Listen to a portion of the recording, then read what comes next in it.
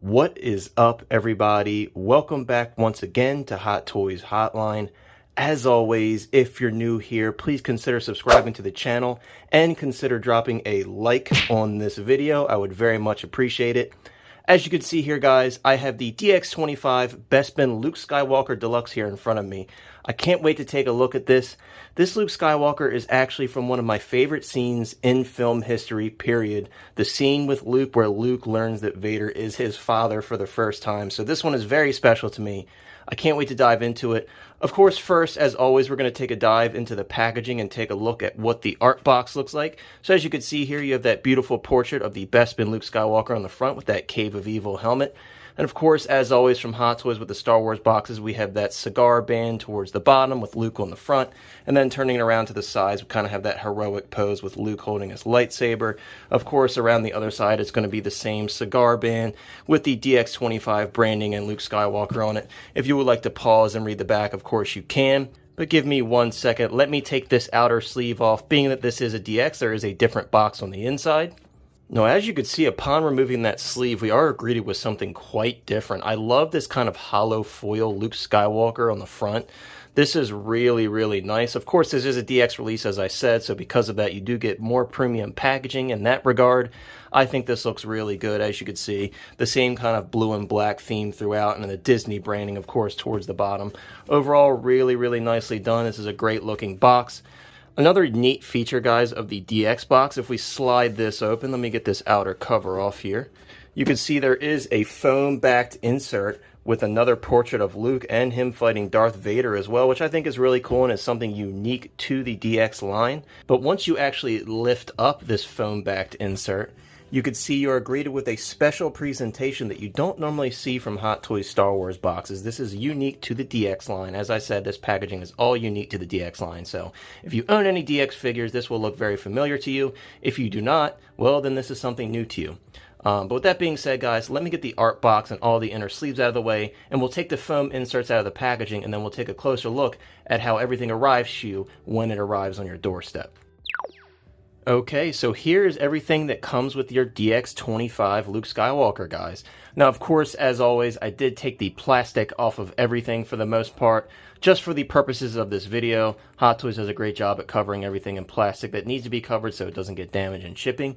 But this is how everything is laid out in the art boxes. I do find it very interesting that they put the belts separate. I don't know if they did that just to make it look like it comes with more because it's a DX release. I don't know. But of course now, guys, let me take the figure and all the accessories out of the box, and we're going to take a closer look at all of the details. Well, believe it or not, guys, although this is a DX release, this is all you get. Of course, it is very unfortunate, especially for those who have owned older DX releases. You guys know the DX line, we've had this conversation, the DX line has kind of been watered down over the years, especially recently. Of course, this is still a really cool set overall, but this is all you get. So with that being said, let's just get right into it. Let's grab some of these hands here. Really nicely painted, as always, from Hot Toys. Really no complaints there. You see you have a blaster hand here and a clenched fist. Then we also have these two kind of open, relaxed hands here. Very cool. Again, really nicely painted. Nice sculpted in vein detail there. I'll flip one over so you can see the palm as well. Really nicely painted. No complaints there. And then finally, you have this Force gesturing hand right here. Really cool, really nicely painted. As always, guys, I'm going to say it, not enough hands. I know we have two pre-installed on the figure, but I feel like they should give us more options. The more options we have for posing, the better. Definitely a bit unfortunate that that's all we got in terms of swap out hands. Next, we have our lightsaber arm here, guys. Really great to see that they still include this. I know it sucks because these batteries are really bad. They don't last very long, these little cheap button cell batteries. Of course, now Hot Toys is including USB-powered lightsaber hilts, so these will kind of be a thing of the past very soon as those announcements start releasing. However, this is an older announcement, so it's still cool to see something like this included. I would never use it, but still cool that they include it nonetheless. Next, of course, we have a loose hilt that you can put in the hands that you install on the figure. Definitely really nicely detailed. As always, the silver paint is really nicely done from Hot Toys. It definitely looks like real metal, whereas I feel like some of the other companies don't quite nail that like Hot Toys does, but mine is really nicely painted. I really have no complaints about that. And then to go along with that, of course, we have our lightsaber blades here. This is the standard one. You can see it's like a translucent blue standard blade. And then you have your kind of swooshing effect blade. A lot of people don't use this, but I am still glad that Hot Toys includes these because I do like that they give you options for posing, so that's really cool. I would love Hot Toys to continue to include these because I think it's pretty awesome. Next, we'll get the junk out of the way. Of course, we have these batteries here. We don't want these. And next, we have our replacement hand pegs, as well as these little replacement buttons. A lot of people have asked me what these are for. You'll see throughout the figure, these little buttons are present. If one falls off, it's nice that Hot Toys includes extras. You can just put a little dab of fabric glue on and stick these back on. That's what I would recommend for that. Next, another thing I feel like people always ask about on Facebook and such, this is actually for the PERS system. So for those of you that don't know, this figure does have adjustable eyeballs, and this is the way that you adjust those eyeballs. It goes inside the underside of the sculpt, and you adjust it that way. So that is what this is for. This is for the PERS system adjustment. Next, I found it very funny that they put this separate in the box, kind of to make it look like it came with more, in my opinion. I find that very odd. Or maybe, you know, they wanted to protect it a little bit more in shipping. I don't know. I felt like it was a little ridiculous. But nonetheless, this is the belt that goes on Luke. Really nicely done. Of course, unfortunately, this is pleather, so be very careful if you're in a humid area. Keep your pleather conditioned every few months. That is my opinion on the matter. Overall, though, this looks very nice, and I will install this on the figure before we take a look at the figure in the figure portion of this video. Next, one of my favorite accessories, and one that I think they did a great job on, this is our Cave of Evil sculpt. And you could see very, very nicely painted in there.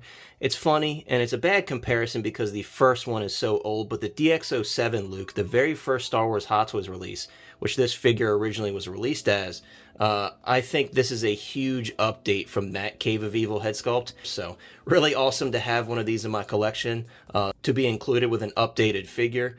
And I think it looks absolutely fantastic. I love that kind of damage detail there. The damage throughout the helmet. Again, the sculpt is painted really well. And believe it or not, guys, on the underside, as I flip it over, there is a bit of gore there. So you could see the severed head of Luke Skywalker in there. And some nice kind of wet painted in detail there to look like a severed head. I think that's really cool. We even have detail here inside the dome of the helmet. Overall, really nicely done. I think they did a great job on this, and I think this is a huge upgrade over the original DX07 version. Next, just a very simple toupee swap out for Luke.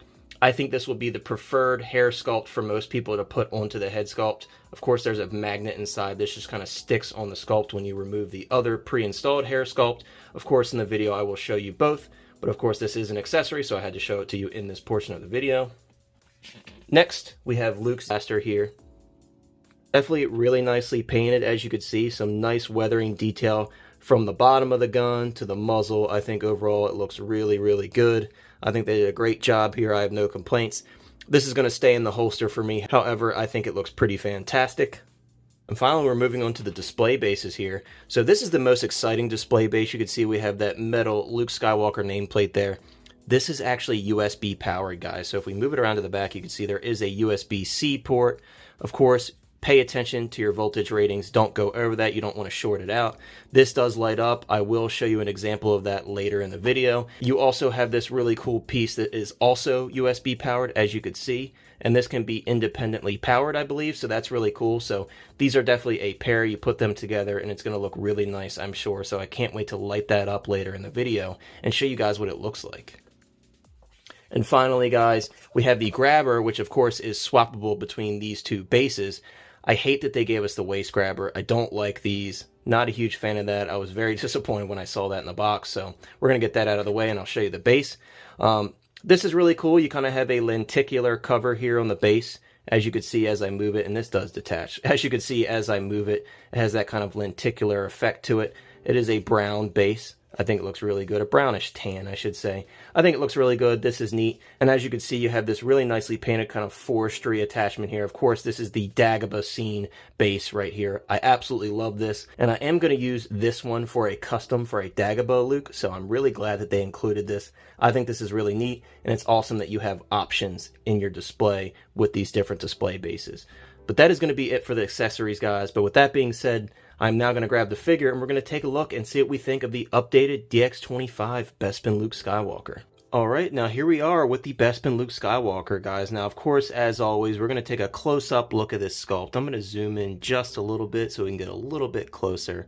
As you can see, I think this is a great-looking sculpt. To me, this appears to be the same sculpt as the Mando Luke head sculpt. I don't have an issue with that. I think this is a great-looking head sculpt.